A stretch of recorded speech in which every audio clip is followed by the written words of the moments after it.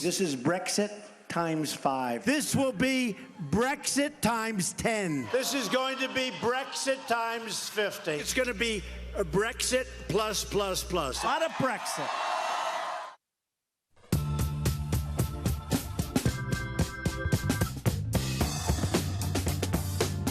Happy Election Eve, sports fans, from someone who cannot pronounce the word escalated. Tomorrow, in all 50 of these United States, voters will pick the next leader of the free world.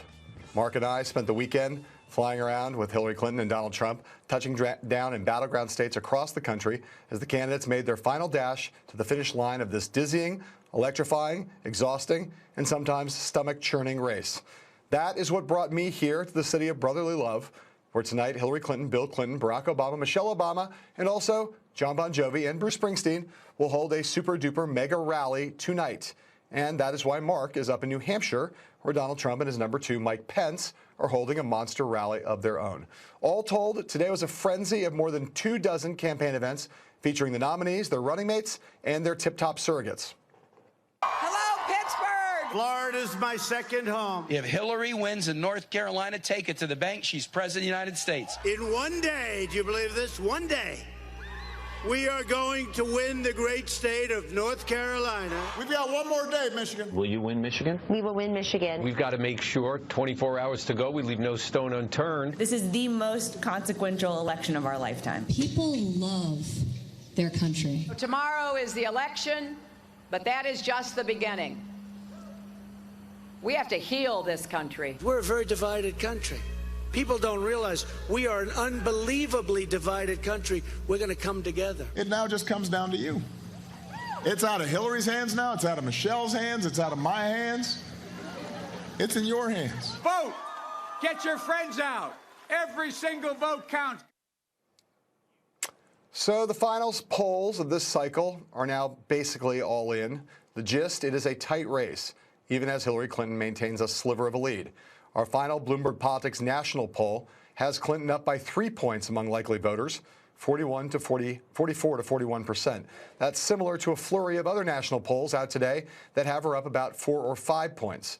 The state polls break down into 3 categories. First are from Clinton-leaning states. She's up by 6 points in a Virginia survey by Christopher Newport University. The Albuquerque Journal has her up by 5 points in New Mexico, and Fox 2 Detroit has her up 5 in Michigan. That is all good news for Hillary Clinton, since these are all states that Donald Trump's team has been trying to pick off in recent days. Then there is Iowa, a state that's been leaning towards Donald Trump of late. A Des Moines Register survey has the Republican nominee up by 7 points there. But most of the day's polls come from toss-up states that will likely decide this election: North Carolina, Florida, and Nevada. Clinton is either tied or ahead by a couple of points in each of these states, according to polls by Quinnipiac, Gravis, and Emerson. Trump and Clinton are virtually tied in 2 Ohio polls, one by CBS and the other from the Columbus Dispatch. But we should note that there was an Emerson poll today that has Trump leading Clinton by as much as 7 in the Buckeye State, though that appears to be an outlier. What isn't factored into any of these numbers?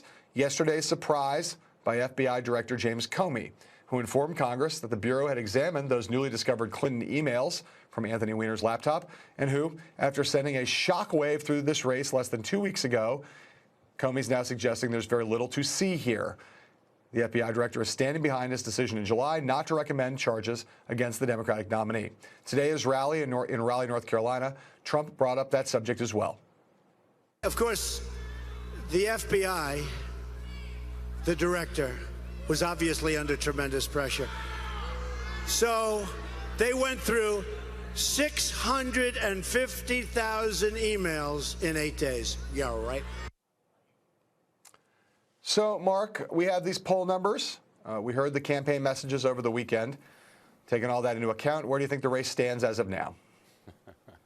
Forget Access Hollywood, forget Comey, forget all the polls. Let's just get down to where we are.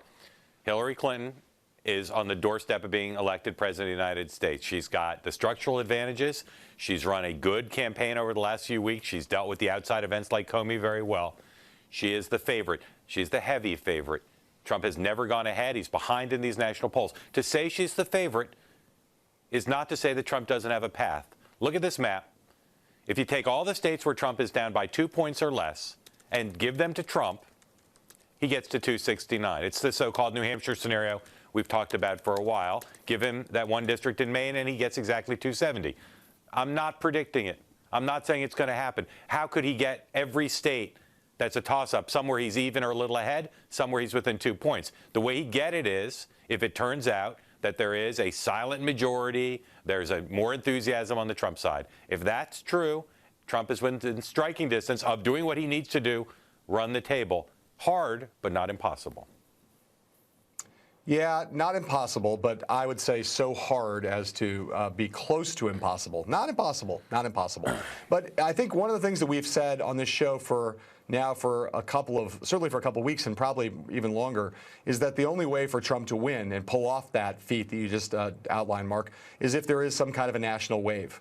This is not going to be a thing where he sort of cherry picks his way to 270 electoral votes. It's going to be a narrow path, but it's going to basically mean that he's going to have to see a movement in concert kind of across the battleground states where he performs, where he picks up the points that he needs to win them all. And I can't, it's not clear to me where that would come from. That seems plausible in my mind. And I'll say that the Clinton campaign, which does an extraordinary amount of data analysis, man, they are really confident that they will win this race. Not by a lot, but that they'll win it.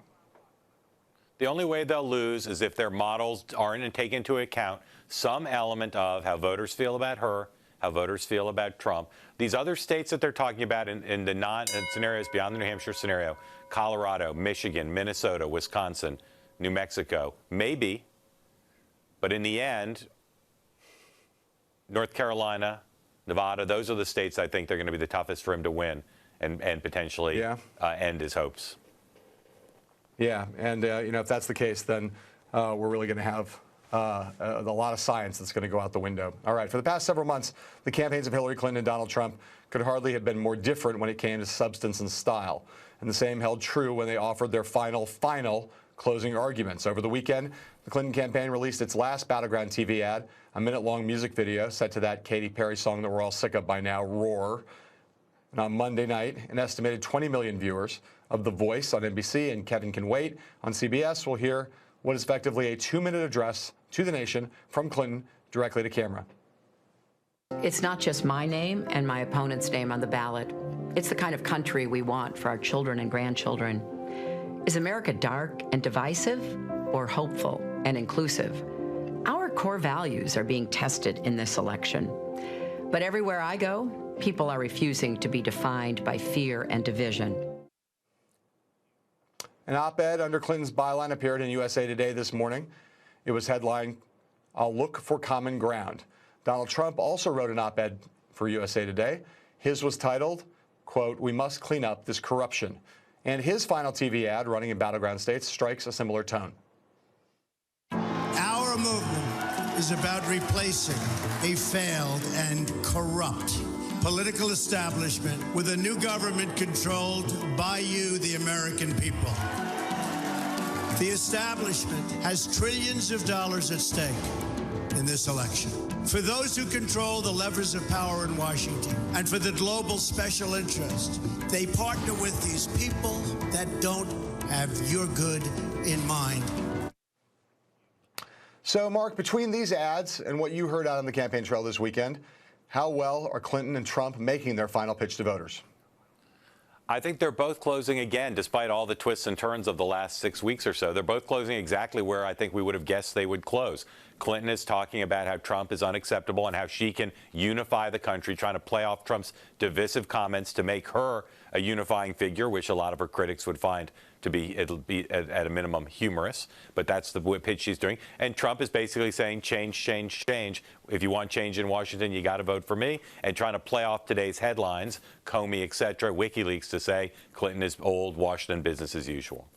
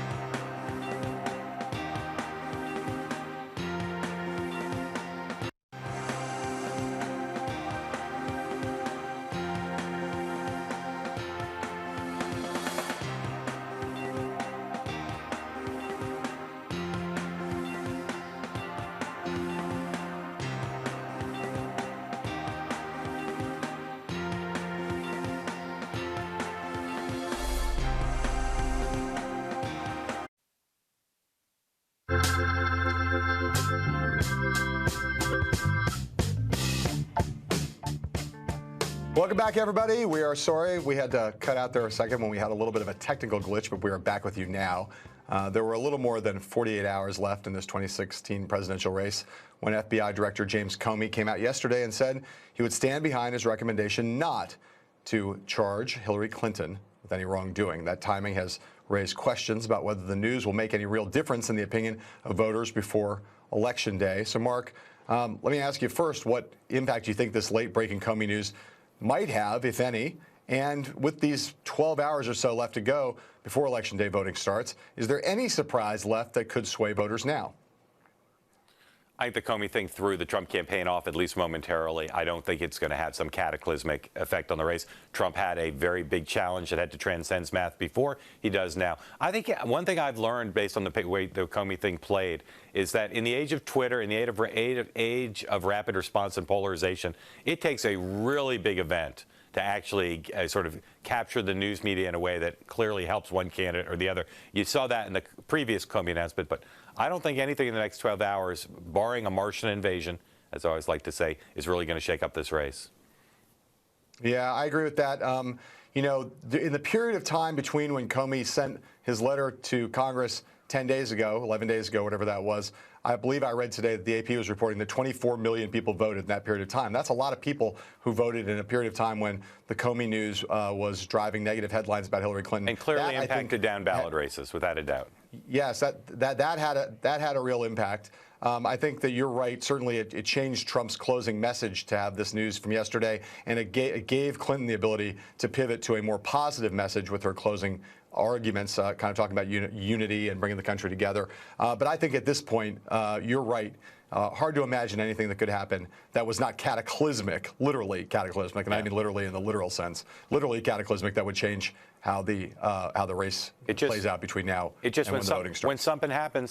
When something happens, the partisans on both sides, and including the campaigns, just jump aggressively on it and spin it in a way to energize their supporters. So, all right, so I'm in New Hampshire. John's in Philadelphia. Both of us on the latest stop of tracking the two presidential nominees over the last 48 hours. I was with Donald Trump. I got to read from my notes here to tell you where I was. Florida, North Carolina, Nevada, Colorado, Iowa, Minnesota, Michigan, and Virginia. John has been covering Hillary Clinton in Florida, Pennsylvania, Ohio, and up here in New Hampshire. So, John, inside the Clinton bubble during the weekend and into today, what are you seeing that isn't necessarily being clearly reported in the day and hourly coverage? Well, I think the first thing is that in this final period, a sense of kind of relief. You know, the Clinton campaign says that they had they hit bottom basically post Comey on Wednesday. The race was tightening. They acknowledged that it was, but that their worst day in the polling, in their internal polls, was Wednesday. And from that point on, they started to see a widening out again of her lead to the point where they felt like they had some room to breathe. And the sense, the atmosphere around her, she had a much more casual, I wouldn't say casual, she had a much less intense campaign schedule than Donald Trump did. And the people around her seemed to me relieved. They seemed relieved and very confident. So the Trump bubble is surprising. First of all, we're not on the plane with Donald Trump. We're on a press plane. Right. There's no senior aides traveling on the plane. There's almost no information available. I've literally not spoken on the ground at any of these stops to anyone in a senior status in the campaign. We never see Donald Trump except at the rallies. And the Trump campaign is ending as it began. You know, in the beginning, it was basically Donald Trump, Corey Lewandowski, Hope Hicks, and a couple of others. There's a few other people traveling with him now. But the Trump campaign are giant rallies in big places, back on the plane to the next rally. They're not trying to spin the press. They're not trying to find out what we're working on. It is unlike a traveling roadshow organism, unlike any I've ever covered. Even here in the last few days, when you would think they'd be interested in influencing what their traveling press is writing about, no indication that there's any interest in that. Yeah, I'm curious from your point of view, as he kept up that frenetic pace, did that give you, I mean, there are a couple ways you could read that. One is with the great, you could see him as being kind of trying to play on multiple fronts and being kind of optimistic and aggressive and on offense? Or was there a certain sense of desperation trying to find somewhere that they might be able to harvest a few electoral votes that are not already in their sights? Yeah, Saturday it seemed like a kind of aggressiveness, and again, they're acting like they're confident. They claim their internal data gives them that confidence. Trump himself Saturday was dominated by what happened in Reno when there was the protester and he was rushed off the stage. Yesterday was dominated by the Comey news, and I think in the event where the Comey news broke, he seemed a little bit rattled and he had to readjust. They then wrote a new line for him to talk about investigations in Hillary Clinton, but he also shortened up his speech last night, running well behind schedule at the final two events in Moon Township in Pennsylvania outside Pittsburgh and then in Leesburg, Virginia. Much shorter stump speeches than you normally see. And he seemed a little bit tired, but he's still, performing, and he's still trying to show the level of confidence that he needs to try to convince his supporters here that he is surging at the end, even though, as you say, the Clinton people, from all indications, are supremely confident. All right. We're going to take a break. When we come back, we're going to talk to a Hillary Clinton supporter. Democratic Congressman from California, Javier Becerra, joins us right after this.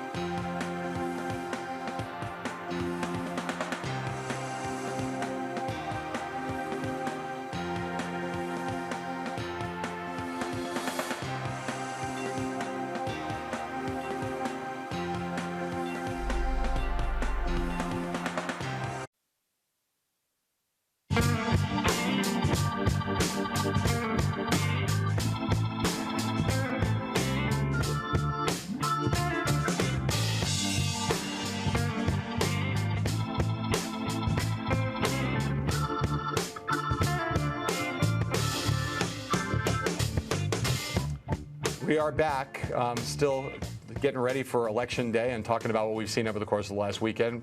Going to have a bunch of great guests coming up shortly. Mark, my question for you, at this moment, what is your sense of how Donald Trump is going to spend Election Day? Well, we get back tonight. He comes here to New Hampshire from Pennsylvania, does an event here, then goes to Michigan. Even if he stays on schedule, we'll be back in New York pretty late. I suspect he's going to look for opportunities to influence voters. He's a restless guy, doesn't believe that much in getting rest. So I suspect he's going to find some way to communicate with voters tomorrow, whether it's in person or electronically, to try to look for every vote, because, of course, voting doesn't stop until well into the evening tomorrow night, including some of those western states that are still competitive, at least from the Trump campaign's point of view. My guess is Donald Trump will be more active tomorrow than Hillary Clinton. I think she's mostly going to be resting up. All right, now we're joined by a Clinton-supporting congressman from California and the chairman of the House Democratic Caucus. That's Javier Becerra. Comes to us from Los Angeles. Congressman, great to see you. What's your sense of optimism right now, Congressman, on a scale of 1 to 10? How confident are you that Hillary Clinton's going to win tomorrow? Wow, I'm feeling confident that we're going to get people out to vote. If we get a good number of folks out to vote, results should be very good. You hate to sort of make a judgment call with 24 hours left, but I feel pretty good. Have you been, Congressman? Do you sense? I mean, there are some folks who feel like this race is now tightened to the point where there's genuine nervousness among a lot of Democrats about the outcome tomorrow. Others basically look at this and sort of say the fundamentals of this race are locked in, the dynamics are not shifting. This is all kind of cable news driven hype to suggest this has become a very close race. Where are you along that spectrum? So I think there are a number of things going on. The race apparently from the polls has tightened, but every time I've been on the ground, and I just recently came back from Northern California, I'm now in Los Angeles. I was in Arizona, Texas, and Colorado recently. Felt very good. And what I would tell you is this, because there's so many people coming out to vote that we were not expecting, the non-likely voters, they rarely get asked questions in these polls because they're not likely voters. If they are coming out in big numbers, they're going to skew things. And my sense is the folks that are coming out who are going to skew things are voting for Hillary Clinton and Democrats. And so that's why I have a confidence level that goes beyond what I see in the polls.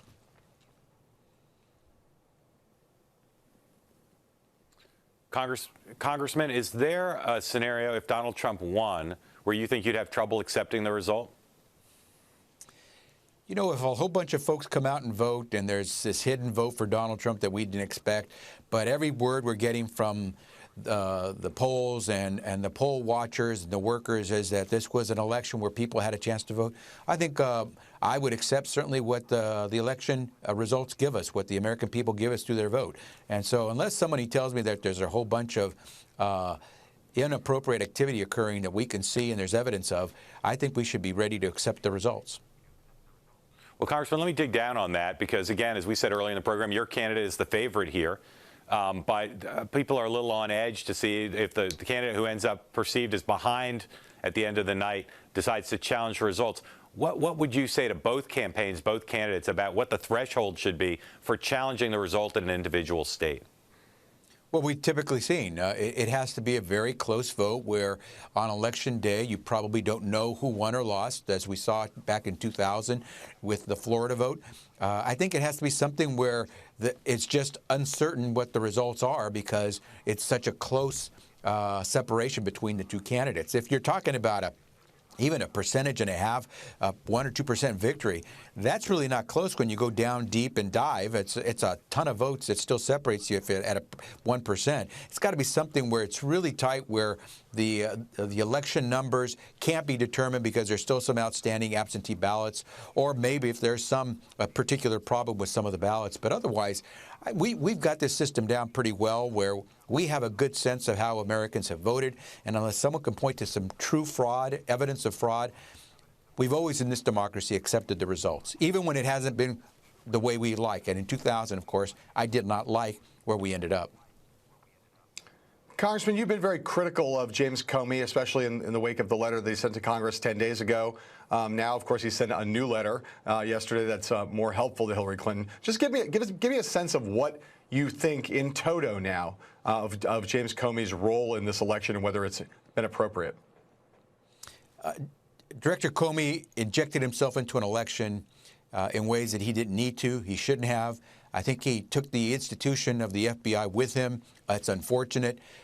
Luckily, as many of us expected, he has found that there was nothing to the new emails that had been discovered, and we can move forward. But it's unfortunate because you want to know that the premier investigative body in the United States of America will always be impartial and will always be independent. And James Comey, I hate to say it, because I think he wants to be an upstanding American, injected himself and the FBI in ways that probably are going to harm him and the institution for some time to come. Congressman, do you think that the fact that he came back in this late, would it have been? I mean, do you feel as though he's kind of in some way rectified the situation by coming out with the statement that he made yesterday, or do you feel as though that 10 days was damaging to Hillary Clinton in a way that that you find problematic? So, with 24 hours to go, I'm going to be focused as much as possible on this election and making sure Hillary Clinton wins. But on that question about Comey coming in at the last moment, earlier, 10 days before. Again, it just was the wrong thing to do. The FBI is an investigative body, not a reporting body. All right, Congressman Becerra, thank you very much. We'll see you soon. Up next, we'll check in with the Republican Party's Chief Strategist and Communications Director, Sean Spicer, right after this.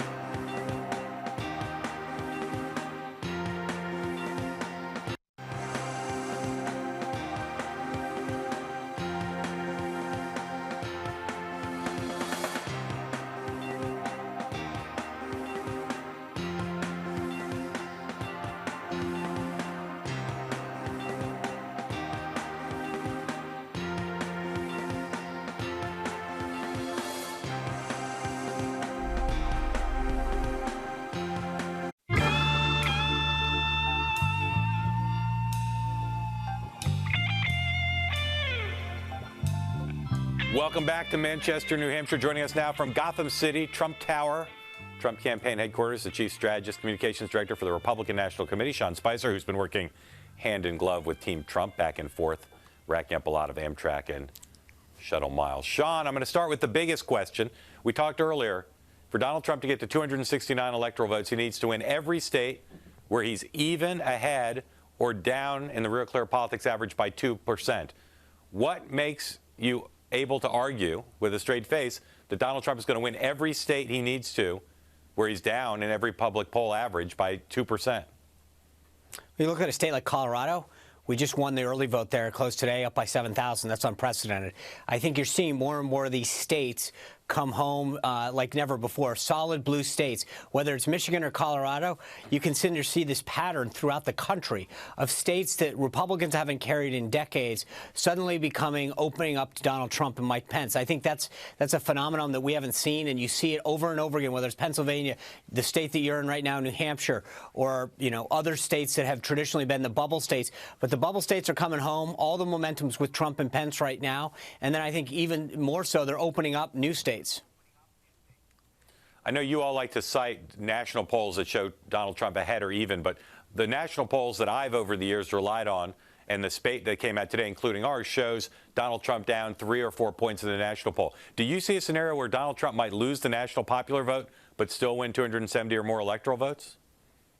Well, I think, first of all, I think what we're focused on here are states. And I know that, yes, we do. To cite some of the national polls from time to time, but I think what the focus here has been is how many paths to 270 do we have, and that path has gotten wider and brighter every day.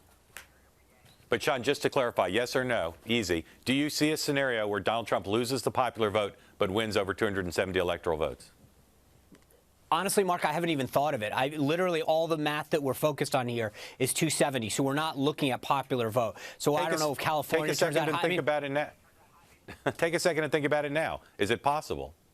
Sure, of course it is.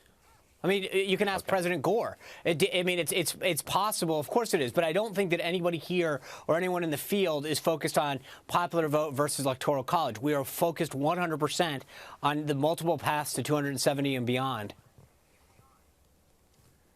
Sean, I want to ask you about Director Comey and the FBI investigation.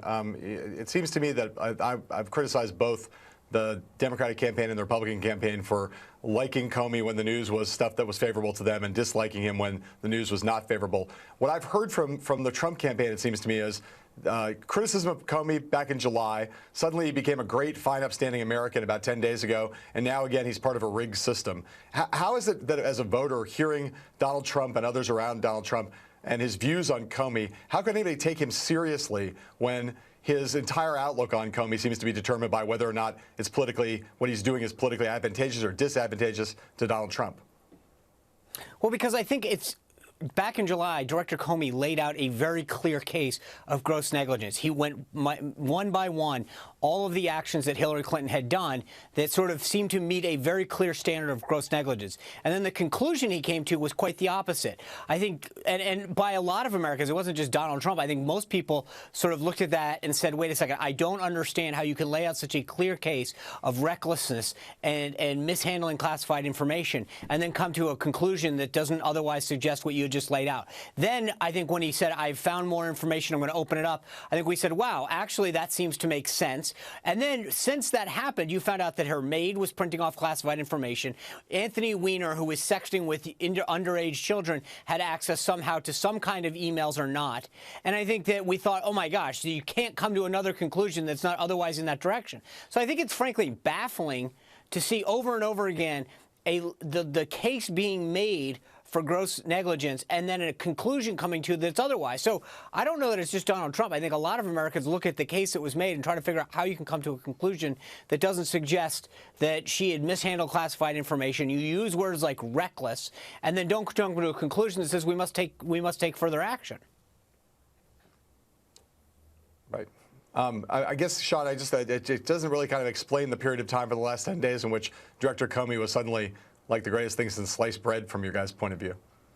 But if you actually, John, with all due respect, I mean, what he said was that I think he said maybe it isn't as rigged as I thought it was. Maybe he's going to do the right thing. I think he did put a lot of hope in people who had thought that he made a mistake or came to an ill-timed conclusion in July. I think he resurrected some hope. And so I think that when he then suddenly mysteriously was able to go through 650,000 emails and come to a real rushed conclusion, it kind of continues to baffle people how this is being handled. Sean, I know you, like this program, spent most of your time thinking about the presidential race of late, but let me ask you about the Senate.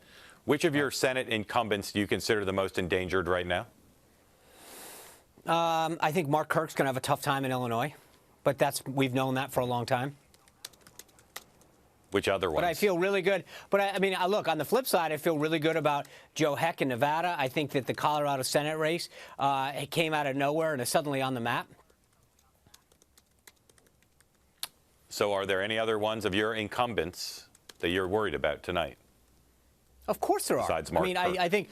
Which ones? But I mean, I think Ron Johnson's been a fighter. He's taken a state that everyone put him for dead a few months ago. He's fought hard, continued to be that outsider, and talked about a record that he's had over the last 6 years fighting for the people of Wisconsin. I think he's kept a race like that unbelievably competitive going into the final stretch. Pat Toomey's run probably one of the best campaigns, bar none, either party in cycles. And I think he's going to be a highlight of ours tomorrow when he wins. Sean, let me ask but those are all races that are going to be tight, absolutely. Let me ask you one more question. We've seen in modern American history things like Florida, or in Florida specifically, nothing quite like that, where there was a contested challenge. But we've seen other losing presidential nominees walk away from contesting states. Do you think that the RNC, Mr. Trump, will be inclined to look for places to contest or inclined to accept the results, even if there's some question about how a particular state conducted its vote? Well, I guess what you're asking is if there's a questionable outcome, i.e. there's a recount that's required by law, or then we're going to exercise every right to make sure that everyone's vote was counted. But I think you'd be silly, anybody would be silly to walk away from that. But attitudinally, are you looking to make challenges or are you looking to accept what state elective officials or election officials say.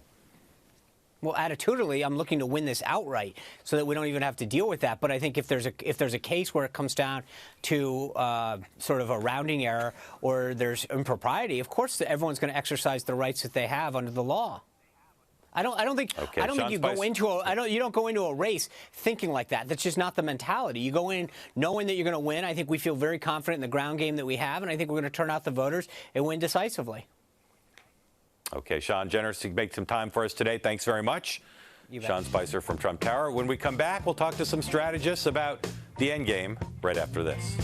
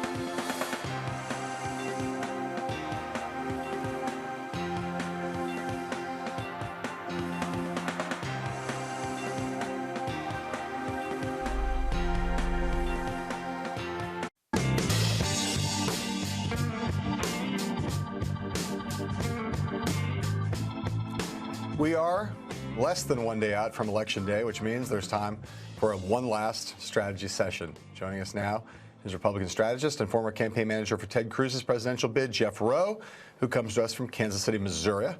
And out in Raleigh, North Carolina, we have a Clinton supporter and president of Emily's List, Stephanie Shriak. Guys, great to see you both. You're both sitting in out there in America land.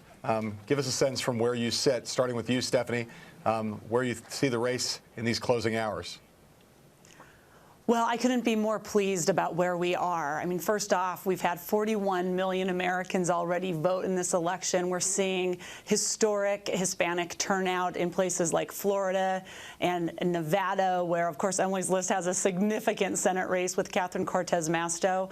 And even in North Carolina, where I was canvassing today in Wilson, and I cannot believe how many doors I went to. And they're like, we voted on Saturday. We had a huge turnout of African-American voters on Saturday, and those that couldn't stay in line long enough, they know that they're committing to getting there at 6:30 tomorrow morning. It's about execution turnout, and it's happening, and I'm really pleased where we are.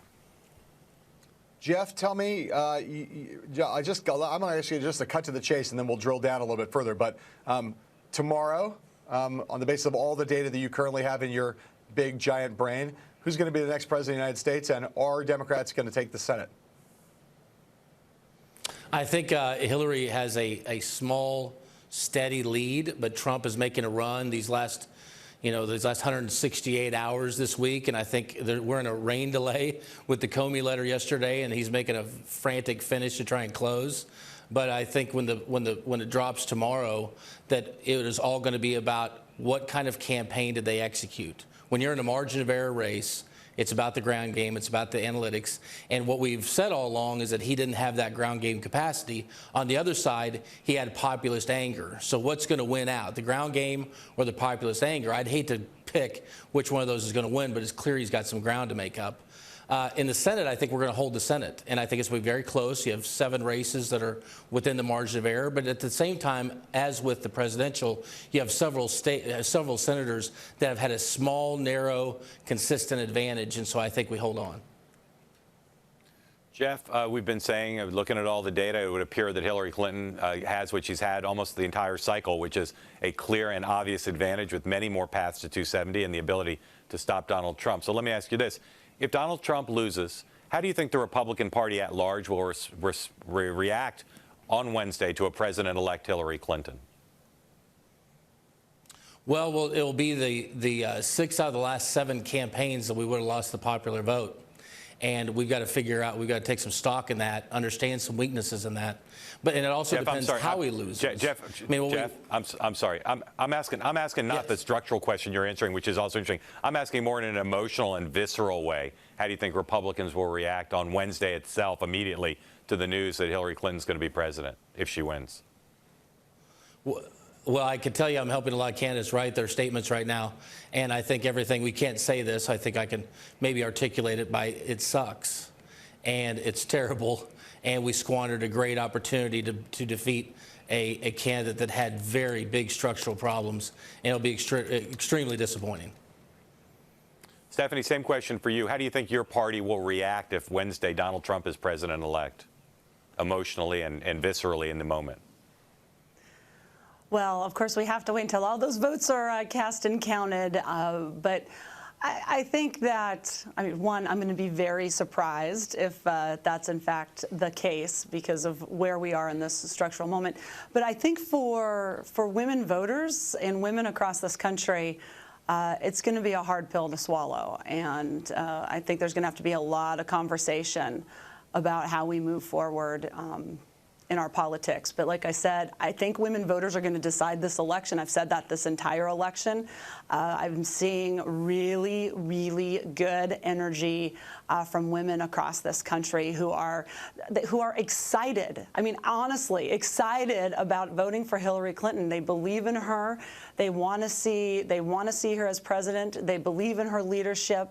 And I think there's also a lot of pent-up emotion to want to celebrate a potential breaking of the glass ceiling if we do what we're supposed to do tomorrow. And I can't tell you how many women I've looked at of all ages who are holding back tears of joy in fear that we might lose this moment, but who want to embrace it. And so I think that's something that's getting overlooked. I think there's really a lot of folks that are very excited about voting tomorrow. Jeff, you're as I said before, a super smart strategist and one who's more data-oriented than is almost anybody I know in the Republican Party. You know, one of the things that we do spend a lot of time on in our political conversation is polls.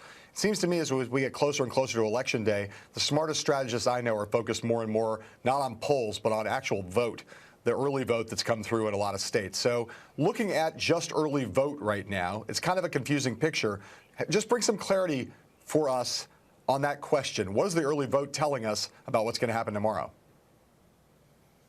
Well, it is hard because the early vote goes up cycle after cycle, and this cycle is the biggest jump we've seen yet. But I think a couple narratives have taken hold. One is that African Americans are depressed in most parts of the country, and two is that Hispanics are whipped up in certain parts of the country. So I think that's why you've seen the map change a little bit from the southern states with more Hispanic influence have come on the line for Hillary, and she felt, you know, for a while she could win Arizona and maybe Georgia, maybe Texas. They feel, I know, more confident about Florida. But the further north you go, where there's less Hispanic influence and where there's more African American influence, those are the states now that Trump believes he has in play. They feel better about North Carolina. They feel much better about Michigan, obviously, and Ohio and New Hampshire. So as you see that, for every point that the Democrats perform under the 2012 number is a point that they have to make up in a big way with Hispanics, and it seems like they might be doing that. That's why I think you've seen this frantic, almost like, oh, wait, we have to get to 270, not 250 be.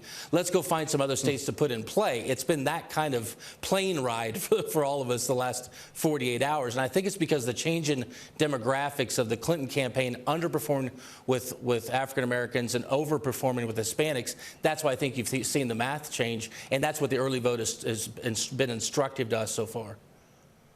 All right, that's actually really enlightening. Thank you, Jeff Rowe and Stephanie Shriak. You're both great, and we'll have you back again real soon. And we're going to, in a more immediate moment, we're going to be digging deeper into our final Bloomberg Politics national poll and also unpacking some early voting returns at greater depth in just a moment. If you're watching us in Washington, D.C., you can also listen to us on the radio at Bloomberg 99.1 FM, and we'll be right back.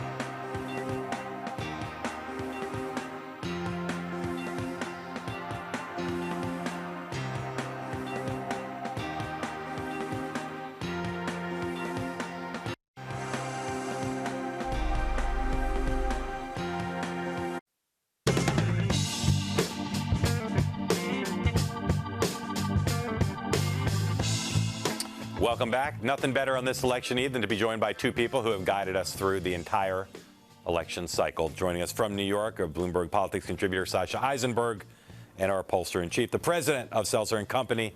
And Seltzer, thank you both for joining us, and thank you again for helping us all cycle long. And starting with you, we've got our new Bloomberg Politics national poll out today. There's a lot of data out there. What's a number in all the data that's grabbing your attention right now? You know, we decided to have a little bit of fun. Maybe we had an imaginary horse race in our poll that was pitting Hillary Clinton against Mitt Romney. Of course, she's not running against Mitt Romney. Mitt Romney already won and lost. But we just wondered if we could learn something about the tension and the reluctance in this race by asking that horse race. And in fact, Mitt Romney won over Hillary Clinton. Now, not just did he win over Hillary Clinton generally, but he erased the lead among women that Hillary Clinton has had. She is up 15 points over Donald Trump with women, but against Mitt Romney, he leads by a point. And to me, this told a whole little story about the potential first woman president, and yet there's not necessarily the symbolic part of that that's carrying her through. She's going to carry through if she wins on sort of her guts and sticking things out. But to me, I thought that was very enlightening. Sasha, you heard me just now asking Jeff Rowe about early voting. You're a great student of data, as is Mr. Rowe. What are you looking at right now in terms of what we've seen in early voting so far? One thing that was interesting to me as a sort of harbinger of how the ground game will play out tomorrow was that I think you can make the case that the two best-looking states from early vote for Donald Trump, or at least for the Republicans, were Iowa and home state and Ohio, far better than Republicans seem to do in Nevada and Florida, for example. One thing that those two states have in common, Iowa and Ohio, they both have an incumbent Republican senator on the ballot who has the full support of a state party. As we know, Donald Trump is basically relying entirely on the RNC and the state parties to mobilize voters for him. So I think the question is, even if we look at those early vote numbers and see that a lot of Republicans are turning out in Iowa and Ohio, are those people might be voting for Chuck Grassley and Rob Portman. How many of them will be splitting their tickets and voting for Hillary Clinton?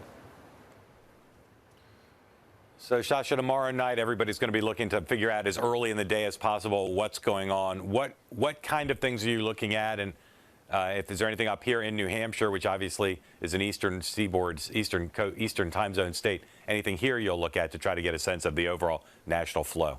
Yeah, polls close in most places in New Hampshire at 7, in some of the cities at 8, and I will be looking actually at a bunch of college towns. Obviously, Bernie Sanders won the state by over 20 points. It's a place where Hillary Clinton's campaign has been particularly concerned about young liberals, many of whom are not registered Democrats, coming home. They've seen generally in the polls that since Sanders endorsed, as they moved into the fall, that they've consolidated a lot of that support. But I'll want to know whether Hillary Clinton is matching Barack Obama's margins in some of these places. He got 68% in Durham, where UNH is. I think it's a decent benchmark to see if she gets that number. How many are peeling away to third-party candidates? And are turnout levels in places like Keene, Hanover, Plymouth, similar to what they were in 2012, because that'll be the first real test I think we see of whether the sort of Bernie millennial demographic is producing for Hillary Clinton at the same rates that they did for Barack Obama. Okay, Sasha Eisenberg, Ann Seltzer, thank you both. Appreciate it. And John and I will be right back.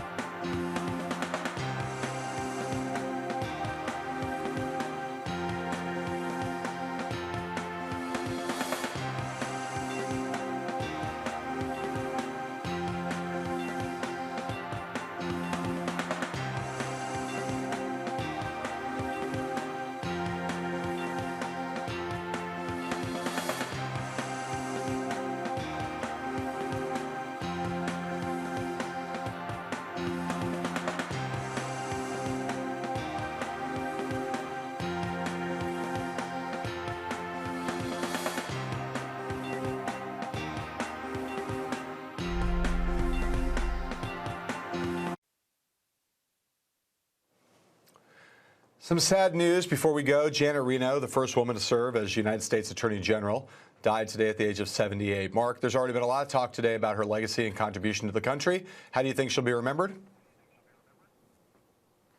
You know, she served for almost the whole span of the Clinton administration. She was an extraordinary historical figure, David Koresh, Elian Gonzalez, all the Clinton controversies and investigations. She was an outsider, and at a time when Washington was still dominated by men, and there'd never been a woman attorney general, she represented people, whatever you thought of her policies and her decisions, with an outsider's mentality. Yeah, I totally agree with that. And I'll say about her, she had a great sense of humor, but more importantly, she really did not care about the politics of the Beltway. She made her decisions totally on the basis of what she thought was the right thing and not on the basis of how Washington would think about her and her decisions. I think that's admirable. All right, you can read more about our final Bloomberg Politics national poll of this election season on our website, BloombergPolitics.com. Tune in tomorrow for our special super-duper 2-hour Election Day edition of With All Due Respect.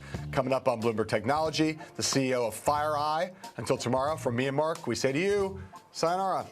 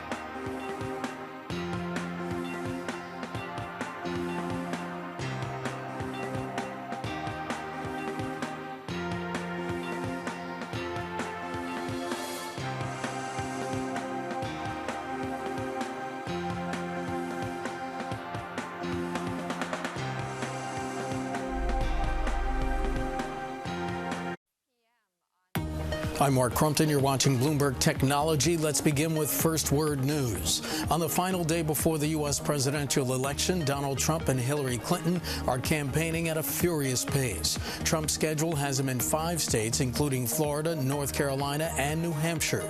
Clinton is rallying crowds in Pennsylvania and Michigan. She'll be joined by her husband and by President and Mrs. Obama at a rally in Philadelphia. Meantime, the final Bloomberg